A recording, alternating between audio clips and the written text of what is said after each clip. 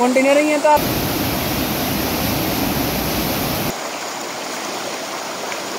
ফেনীতে ভারী বৃষ্টিপাত ও ত্রিপুরা রাজ্য থেকে ধেয়ে আসা পাহাড়ি ঢলের পানিতে মুহুরী, কহুয়া ও সিলোনিয়া নদীর বন্যা নিয়ন্ত্রণ বাঁধের ২১টি স্থানে ভেঙে ৪টি উপজেলার শতাধিক গ্রাম প্লাবিত হয়েছে।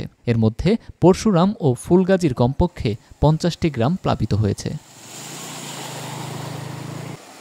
এদিকে মুহুরী স্লুইস গেটের সবকটি গেট খুলে দেয়াতে নদীর পানি সরে গেলেও লোকালয়ে পানি বাড়ছে।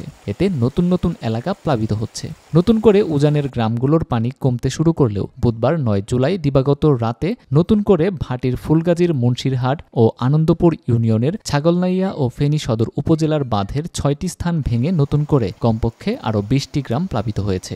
নতুন এলাকা প্লাবিত হওয়াতে আতঙ্কে ঘরবাড়ি ছেড়ে নিরাপদে আশ্রয় নিতে শুরু করেছে মানুষজন। অনেক এলাকায় নেই বিদ্যুৎ ও মোবাইল নেটওয়ার্ক।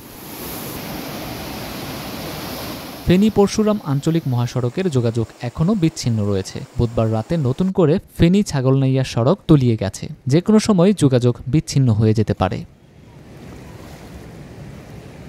এদিকে মুহুরী নদীর পানি বিপদসীমার নিচ দিয়ে প্রবাহিত হতে শুরু করেছে। কোমর পানিতে তলিয়ে থাকা ফেনী শহরের পানি কমছে দ্রুতগতিতে। শহরের প্রধান প্রধান সড়কের পানি নেমে গেলেও বিভিন্ন পাড়া মহল্লার অলিগলি এখনও পানিতে তলিয়ে আছে। নতুন করে পাহাড়ি ঢলের পানি শহরে ঢুকলে আবারও তলিয়ে যেতে পারে শহর।